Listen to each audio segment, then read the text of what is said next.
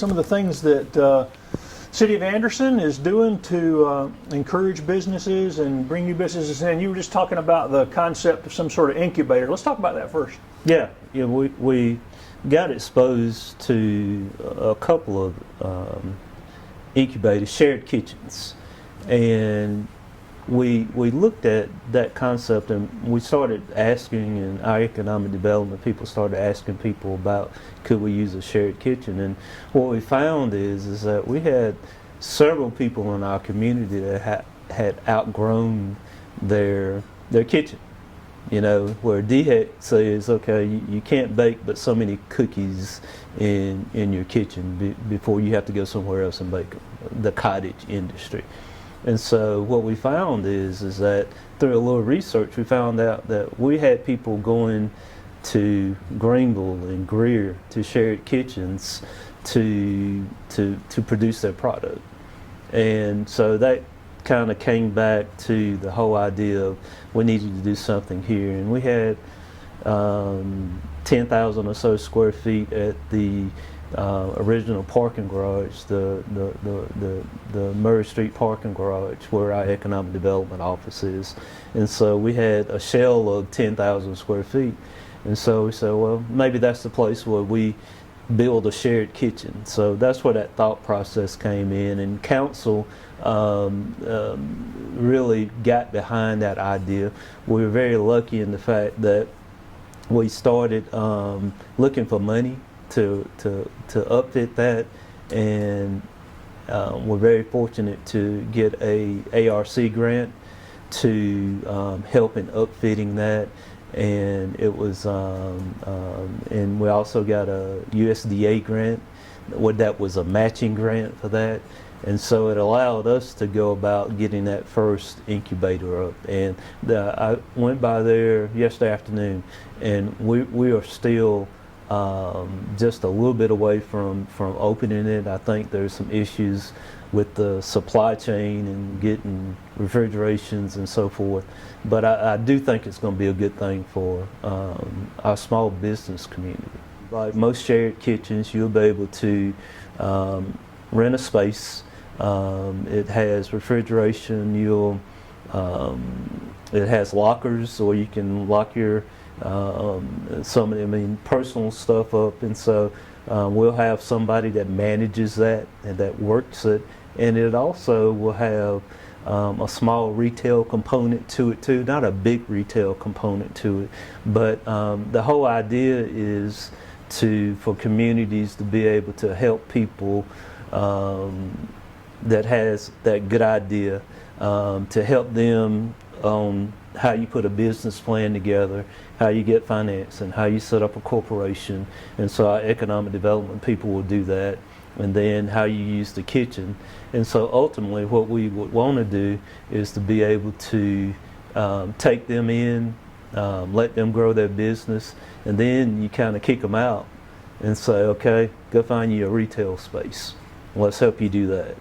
And so I'm excited about it. I think we're all excited about it. What other economic development stuff for downtowns going on? Anything in the works or in the long-term works? Or? You know, we are still, I guess as we speak, you know, I mean, you look at the economy and how that's affecting everyone from businesses to individuals. And so I think we're in a good spot. You know, obviously with inflation where it is right now, we have we have several projects in the pipeline that I think are far enough in the pipeline to keep sustaining us before. Very excited about the rooftop bar, which we hope to, that deal is done, and we're very excited to have up on the roof as a tenant on that.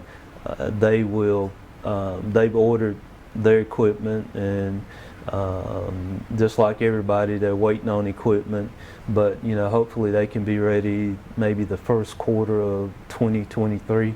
But I think our citizens will enjoy that.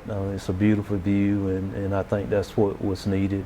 Very excited about the Palmetto Lofts for for people who grew up here, that's the old Sullivan Hardware. Part of the old Sullivan Hardware. It's been a couple of things since then. It's been office space, but that facility opened with 30 plus units, I think 31, 32 units, probably about a month ago. And it's really gorgeous. I mean, they kept the integrity of the building, and it's pretty cool to have 31 units downtown that are open. It helps our small businesses kind of survive Monday through Thursday to get to the weekend, because those people, I see them walking their dogs and so forth, and they're young. I mean, they're young folks. It is a market rate rents, and what's interesting is some of these folks who are living in those apartments, when I talk to them, I ask them what they do for a living, and they say, well, I'm doing such and such, and I work in Greenville, but you live in Anderson. And so you're getting, you know, for some people who are the creative types in those jobs, or whether you're in some type of architectural design or something, but it's interesting that they're working in Greenville, driving to Greenville, and living in downtown Anderson. As I was talking to someone earlier this morning that said that they had a date night with their wife and went to Sullivan's, and had lifelong resident in Sullivan's, and said it was packed, and he said he knew one person in the restaurant.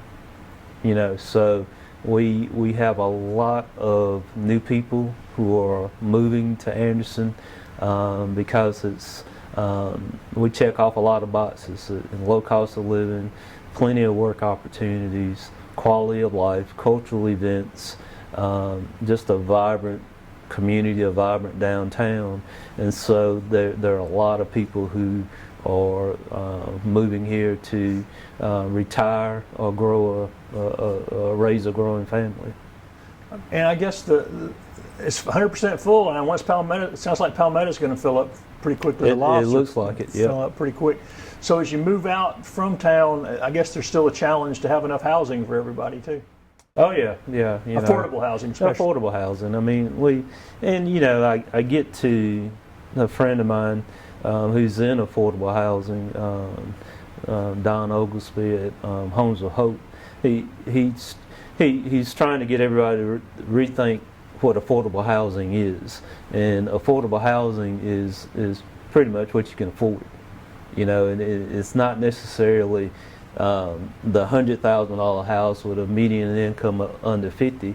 It is people who move here from to work at AuthorX that might have a median household income over 150,000, and so for them, affordable housing is going to be a little bit bigger. It's what they can afford, and so we all have a challenge to make sure that we manage that growth right, and it's a big challenge. You know, when you start looking at your housing stock, and you start looking at where people live and how that changes.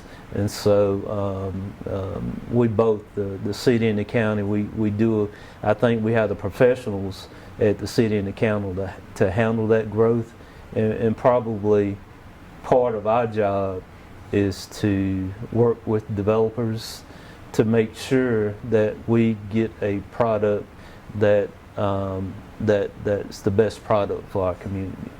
And the Chemtex development will take care of some of that, right? What's the latest on that? You know, my understanding is that, you know, they obviously have bought the property. That's the property that for people, Chemtex, City Feed property right there at Murray Street and Greenville Street. If I'm not mistaken, I could be off on the numbers, but it's well over 100 new units. They'll use some of the existing warehouse buildings that they had, and also build some new apartments. But again, it kind of, in my mind, expands us to the western port of the city, and where our council is intent on not necessarily, people think of downtown as north and south, and we want to continue to try to help people push it east and west. I tell people this all the time. I said, we have a downtown hospital. We have a downtown university. In my mind, that's downtown. And so we've got to do a good job of doing that. And I think probably we've talked about this before. We are very close for the contractors to turn over the Anderson Recreation Center phase site there with our new ball fields, and we had a public meeting Monday for people to come out and weigh in on the Lindley Park extension. I noticed this weekend where they're already laying the pathway behind the ball fields, and so that's a big deal there to take Lindley Park from, I've kind of dubbed it Upper Lindley and Lower Lindley, but we're starting to work, getting ready to work on Lower Lindley to take that bike path through along Whitney Creek. So that's very exciting, and I think all of that lends itself to the west part of our city. That site, the old Equinox Mill site, right off of Bleckley, and to me it helps our ABC streets. The people who grew up here, the textile community, and it helps a section of town that needs to be helped. So I'm very excited about the west part of Anderson. And I don't like the comparisons generally, but it's very much like the west end of Greenville was before they developed it. It is, but it's just to your point. It just makes sense to go west. Northwest, the cities grow that way for whatever reason. Cities tend to grow toward interstates, but all our community is growing. Mm-hmm. But from a downtown centric point of view, that area makes sense for us. So there's some vacant land there, and we can grow that way, and it's very close to downtown. Yeah, historically we followed the roads. Everything was going south when 29 was the main road. Yeah. And they built 85 and everything went the other way. Back to the recreation center. I know y'all got some long-term plans for expansion there. How important is recreation when you're talking about those quality of life issues and people moving here and locating here? Yeah, it's the health of the community. If you can't keep your community healthy, that's key. So as you know, cities in this county, we pretty much program recreation. The cities of Anderson and Pendleton and Belton, Honey Path, Star, Iva, youth sports. We program youth sports, so that's very important. So we've got to have fields for them, and it's almost like our partnership that we have with the county. We can't get. In my opinion, we need to build more fields. When I hear a soccer parent saying they had a second grader with an 8 o'clock soccer game, that's too late. But we only have so many fields, so we've got to program that part of it. The other part of it that we are programming is our senior community, and as it turns out, it looks like our facility is very attractive to seniors. We have a great YMCA. We have other programs here that people are programming for young adults and people who want to do middle-aged kids. But it seems like we found a niche with our senior community, and it's important. Our spaces are full. I just talked to my mother-in-law. Her class is packed. We've taken over one part of the gym. Our vision is to build an extension of that at some point in time very soon to start that and have more space for people, more exercise space. People are living longer and they want to stay active, and it appears that that senior niche is our niche. And I was going to ask, I'm glad you told me about the expansion. And I think the other factor in that a lot of people really, and it's a perk for living in the city, is it's very affordable compared to a lot of other places where you can try to keep in shape, you know. Yeah, I mean, you can pay $100. That's your membership, you know, $100. You know, family memberships are very inexpensive too. So, I mean, it fits that price range. There are a lot of our seniors that are on fixed incomes, and to be able to have a price that they can afford and to have a facility where they can go work out and stay active is important. The city partnered with the county since the last time we met, and we finally got Kid Venture 2 open. Yeah. That's a big deal for this community to have a park like that. It is. I think the whole idea of having that park and doing it .2, you know, and I got a lot of pushback from my kids and their friends who grew up with the original one, and they just were heartbroken that it was, you know, but sometimes you just cannot just keep repairing things. And so I think probably the whole idea of getting it where it would serve generations, another generation of kids, and building onto that, we'll be able to build onto that. You know, I publicly thank the people who have been involved in that. Julia Woodson has been very involved in that, and all the people who have helped her keep that in front of us. And you know, the city and the county have a partnership in that space, and that's where government works best sometimes, is those partnerships that affect the quality of life. And it might be one of the places where you see the best cross-section of Anderson, those kids and their parents. You see everybody out there. It is. I mean, I'm tickled at that part. I'm very tickled with B. Thompson Park, you know, where that's a go-to park, where, you know, not only for people who live in the area, but people all over the community go to that park. And I think you'll see that again with D.B. Walker Park. We're getting ready to reprogram it and theme it too. And so that's another part of Anderson that sometimes people don't go to things unless they have a reason to go to it. And I think that happened with B. Thompson, and people from all walks of life. You go down there. I take my, you know, when my kid takes his 2-year-old, you know, they're kids from all over the county at that spot. And trail systems connect to a lot of this, and it seems like everyone wants to talk about a trail now. It is. You know, it's amazing. You know, some of my takeaways from conversation to people about what they want. They want that connectivity.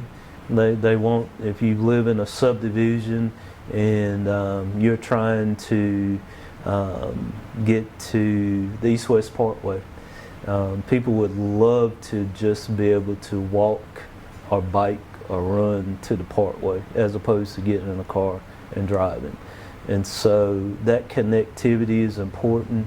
I think we talked earlier about Lindley Park, and that will end up being probably from the upper part of Lindley through B. Thompson Park, that probably gets us probably 1.5 miles, maybe 2 miles, you know. And believe it or not, I see it all the time where people will come and park at Lindley Park and walk 1/3 of a mile.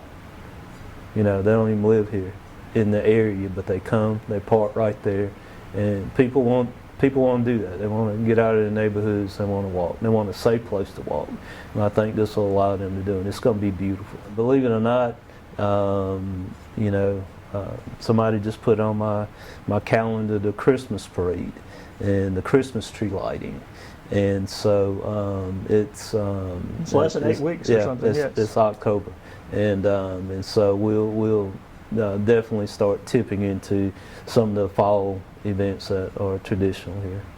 Has the parking garage, are people getting used to using it? Is it starting to see use for, I mean, Oh, for sure. Yeah, I think my family, they get tired of me. I like going through and seeing the Ontario, Texas. You start looking at tags, and there are a lot of different tags that are in the parking garage and the Church Street Heritage parking space.